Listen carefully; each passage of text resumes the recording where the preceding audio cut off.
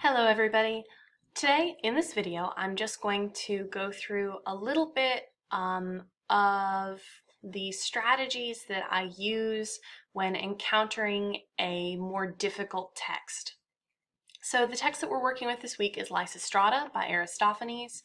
I am showing you a version on the computer rather than the textbook version simply because it's easier to make video of. But I would be doing the exact same kinds of annotations and using the exact same kinds of strategies if I were reading the physical copy. The only difference is that one of the things that I like to do as I'm reading, especially a difficult or distracting text, is to get up and move around. I hold the book and I just kind of pace as I read, and obviously I can't do that as well when I'm reading on a computer, but really that's the only functional difference. So let's go ahead and just go through a couple of quick strategies here. So the first thing that I'm going to do when I encounter a text is I'm going to think about everything that I already know about this time period or about the play, about the author, about the situation. And that's why on Wednesday, or Wednesday, earlier this week, we went through some of that foundational background material is so that we have little mental hooks to hang information on. So I already know what the plot of Lysistrata is going to be, which means all I have to do is fit the language into the plot. So I'm going to go through the characters. In the book, you get a little bit of a description of who these people are, which is really nice.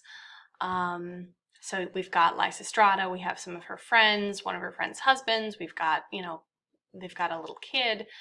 We have two choruses, and we've just got some general characters. So when we begin, we're first encountered with some stage instructions. So I'm going to go ahead and read these. Scene. At the base of the orchestra are two buildings, the house of Lysistrata and the entrance to the Acropolis. A winding and narrow path leads up to the latter. Between the two buildings is the opening of the cave of Pan. Lysistrata is pacing up and down in front of her house. So I may just go through this in my head in order to gain a little bit of an understanding of where things seem to be situated on stage. Now this may turn out to be different later, but in my head, change color here. Use a nice blue. In my head, we've got Lysistrata's house, we have the Acropolis, and between we have the entrance to the Cave of Pan. And then we've got kind of a long, winding path up to the Acropolis. So in my head, because of the way that Greek stages are organized, on stage they do just kind of seem side by side. A little L here, a little P here, a little A here for Acropolis. And I would do this in my textbook as well. Now later, if it turned out that, maybe these were on opposite sides of the stage or something, I might come back and change my little drawing, but that's just to remind myself in my head of where things are situated. And so we go on to the first scene, and we see that Lysistrata is talking to her neighbor, Cleonike. Now in other translations of the text, she's called Kalonike, or sometimes Kelonike, Kalonike, kind of slightly different pronunciations. But the important thing to remember about Greek names is if there's an E at the end, you always pronounce it. So just to remind myself, I might circle the E the first time I see it. And the C, whenever you see a C, it's actually a K sound. There's no soft C in Greek, so I might just remind myself of that. So then I'll go ahead and start reading this first page. Lysistrata says, if only they had been invited to a Bacchic reveling, or feast of Pan, or Aphrodite, or Genitilis, why, the streets would have been impassable for the thronging tambourines. Now there's never a woman here. Except my neighbor Cleonike, whom I see approaching yonder. Good day, Cleonike. So from this line, we can see that there's something bothering Lysistrata. It's not super clear yet what that thing is, but she seems to be troubled that there are no women. So we'll just say L instead of anything else. Is troubled by something to do with absence of women. And it's totally okay to frame your annotations as a question, because later you can always come back and add a little note that clarifies what's going on. So we'll continue on down. Cleonice walks up and says, "Good day, Lysistrata, but pray why this dark, forbidding face, my dear? Believe me, you don't look a bit pretty with those black, lowering brows." So I'm going to add a personal note here, because I think it's really funny that for a play that is thousands and thousands of years old, it's like, a couple thousand years old, we're still getting this concept that, like, oh, women would be prettier if they smiled more. So I'm just going to add in that as a little personal note, because that's a personal connection that I can make to the text. Oops. So then she says, "Oh, Cleonice, my heart is on fire. I blush for our sex. Men will have it that we are tricky and sly. And they are quite right, upon my word. Yet look you, when the women are summoned to meet for a matter of the greatest importance, they lie in bed instead of coming." So I'm going to go ahead and underline this, because this seems really important. The women have been summoned for a matter of the greatest importance. And presumably, Lysistrata has summoned them. Now, given what we know about the plot of the story, we can say probably. This is probably something to do with how Lysistrata is trying to get them to help end the war. So we'll go on for just a couple more lines. Cleonice says, "Oh, they will come, my dear, but it's not easy, for women to leave the house. One is busy pottering about her husband, another is getting the servant up, a third is putting her child asleep or washing the brat or feeding it." So this is all super important here, so I'm going to go ahead and just bracket all of this, and I know that was a really bad bracket. Forgive me, I'm using my mouse. And I'm going to add a little text box here, because this has a lot to do with public versus private life. It's hard for women to have a life outside the home when they have so much to do inside of it. And this is very specific to this Greek experience, but I'm actually going to add another little note over here. Oops.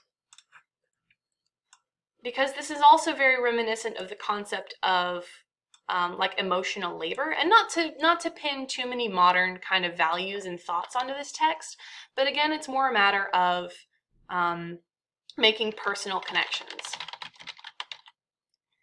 So I'm just going to mark emotional labor to myself, because emotional labor is the concept that often women in a family or in a relationship have to always be thinking about family coordination, personal coordination, relationship coordination, in addition to any other responsibilities that they have. And it's extra work, but it's work that is mental or emotional rather than physical. And so Cleonice says, well, it's really hard for women to leave the house because they just have so much stuff that they have to do. And Lysistrata says, "Oh, but I tell you, the business that calls them here is far and away more urgent." And one of the great strategies that you can use is to rephrase things. So I can rephrase this in a way that makes really good sense to me by saying that Lysistrata is essentially saying, okay, but this is important. And then Cleonice goes ahead and asks, "Why do you summon us, dear Lysistrata? What is it all about?" And then we get our first joke. Lysistrata says, "It's about a big thing." And Cleonice, taking this in a different sense with great interest, says, "And is it thick too?" So this is our first kind of obviously ribald joke. And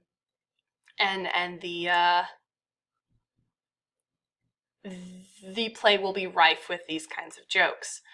So we can say, first joke of a ribald nature. And then they go on to joke about it. Lysistrata says, "Yes, very thick," and Cleonice says, "And we are not all on the spot. Imagine." Now this next line, pay attention to these little Stage directions. They're super important in understanding what the characters are trying to communicate. So I might just go ahead and circle some of these because they give us a great insight into the tone of the piece. So the last strategy that I really want to talk about just very briefly, and we'll scroll down here a little bit if the pages will load, is a longer bit of text like this. So bear in mind that these are characters, that each character has a kind of different stake in the story. And so when the magistrate or another character gets these great big long chunks of text, that alone tells you something, that either he has something really important to say or that he believes he has something really important to say. So one of the things that I always want to keep in mind is because this is a play, it's almost more like a movie. So in your head, think about the kinds of characters that you see in movies. And if they're delivering these really long speeches, either it's something like the speech at the end of Independence Day, or it's somebody like, blustering and bumbling. There are exceptions to that, but one of the best strategies for reading plays especially is to translate it in your head to being kind of a movie. After reading this little portion, what does the magistrate look like in your head? Is he a fancy man in fancy clothes? Does he seem kind of like a pompous windbag? Does he seem like a serious and, man to be taken seriously? So think about, what these characters look like in your head. Think about, maybe you can even come up with little descriptions for yourself of them. Anything that helps you visualize the action and the meaning of the story.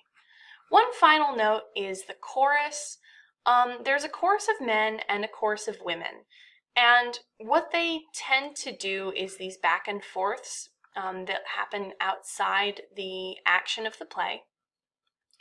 And they are always kind of at each other's throats, and they're almost a separate undercurrent of this battle of the sexes. But in this, we also get, just a lot of really obvious violence where most of the play is kind of more ribbing and, this strike that the women go on. And we get things like, silence or my stick will cut short your days. Now, just you dare touch Stratilis with the tip of your finger. And if I batter you to pieces with my fists, what will you do? I will tear out your lungs and entrails with my teeth. So here, I may want to make a note to myself if I am reading this text, because what this feels like to me is a contrast to other battle of the sexes. And what I mean is that this feels much more visceral and violent than the rest of the action. And then I'm going to maybe think to myself, what is the purpose of this more obvious violence? And again, leave notes to yourself asking questions, because then when you're done reading, you can go back through and look at your notes and try to answer those questions. One of the best things that you can do for yourself is to read the text more than once. And I don't mean read it start to finish more than once. Read it and then go back through and look at the pieces that you didn't understand, the pieces you thought were interesting, and the pieces that seemed most important. So I hope this helps. I know it was a little all over the place, but this is very much the way that I personally approach the text, and you may find it interesting or helpful. If you have questions, please let me know. I will be mostly available this weekend. I will try to keep up with messages and emails, but otherwise, I hope you all have a great weekend.